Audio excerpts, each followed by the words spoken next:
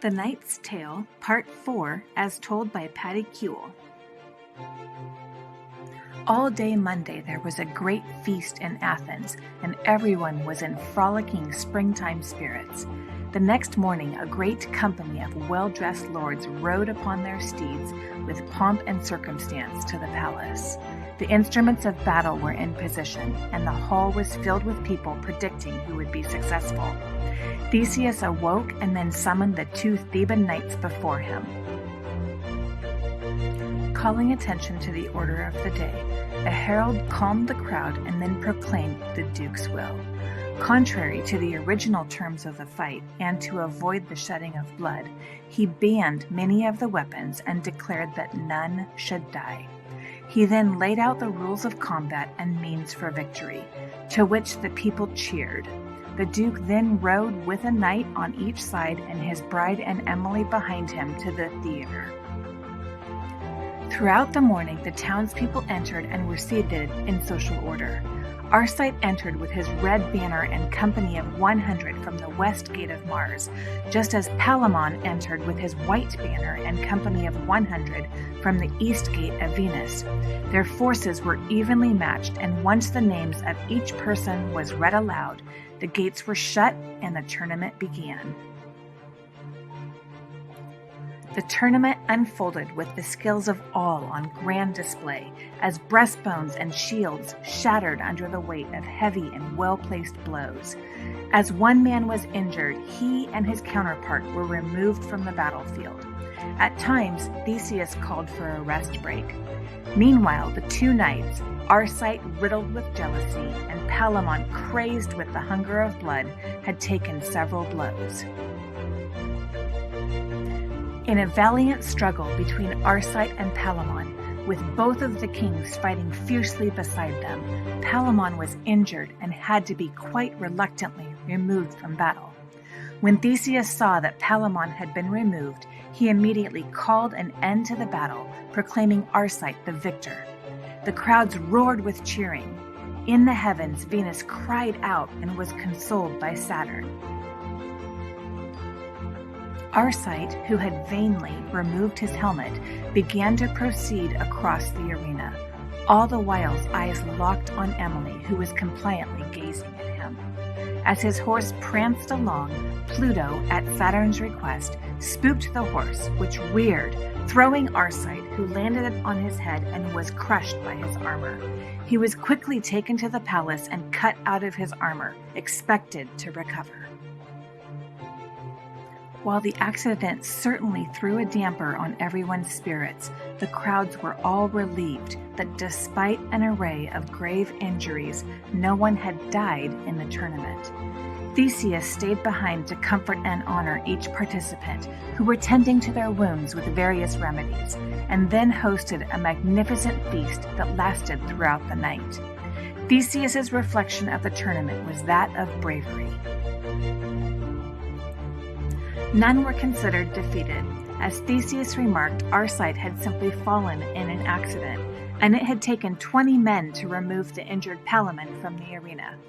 All were implored to remain friendly, despite whichever side, both valiant, they had fought for.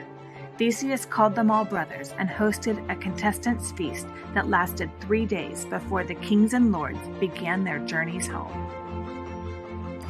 Meanwhile, Arcite's health began to decline, and his body began to go septic. None of the remedies were working, and the toxins within his body could not be expelled. Knowing he would die, he sent for Emily and Palamon. Declaring his love for Emily and the betrayal of his heart, which is what was ultimately failing him, he confessed his jealousy and the virtues of Jupiter. He declared that none is more worthy of knighthood or love than Palamon. With his dying breaths, Arcite asked Emily to become Palamon's wife. Upon his death, Emily cried out with sincere grief and was consoled by Theseus. The whole town grieved the passing of Arcite and cried out to Mars to guide his spirit.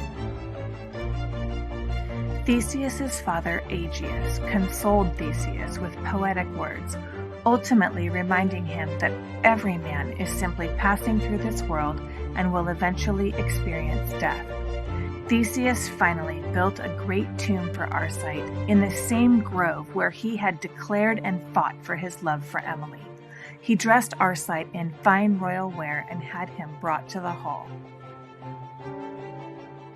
Palamon arrived, dark with grief, as did Emily, who was still weeping in her own mourning. 3 huge white steeds were ridden by men bearing the valiant weaponry of Arcite as the funeral procession to the grove began. A great and expansive forest had been cleared, yielding every variety of tree imaginable, now laying quiet and desolate. Following the construction of a great and magnificent pyre of spices, gold, precious gems, garlands, incense, and the like, they laid Arcite to rest. Following tradition, Emily carried the funeral fire to the pyre and swooned as the flames began. The funeral ceremony was filled with magnificent displays of Greek loyalty, the crying out of mourners, and the casting of gifts upon the fire. After years of mourning, a parliament was called to discuss the government of Thebes. Theseus called for Palamon, who was still dressed in black, as well as Emily. Following a moment of silence and with great sadness, Theseus began to speak of the great maker of perfect love. Theseus spoke of love being given to this world and consequently corrupted by humanity, as well as the passing of time and eventual demise of all things created. He emphasized the desire for men to die with honor, in their prime, and with a good name. Theseus declared that Arcite passed away with honor and chivalry, and then suggested that these 2 great sorrows, his wife and cousin, be forever joined in one new and perfect joy. With the advice of his parliament, Theseus implored Emily to take Palamon as her husband. He spoke not only of Palamon's kingly heritage, but of his enduring love and chivalrous behavior toward Emily. He then told Palamon to take Emily by the hand, and they were wed in a grand and holy union. They went on to live a life of bliss and melody, rich with love and health, free of jealousy and strife.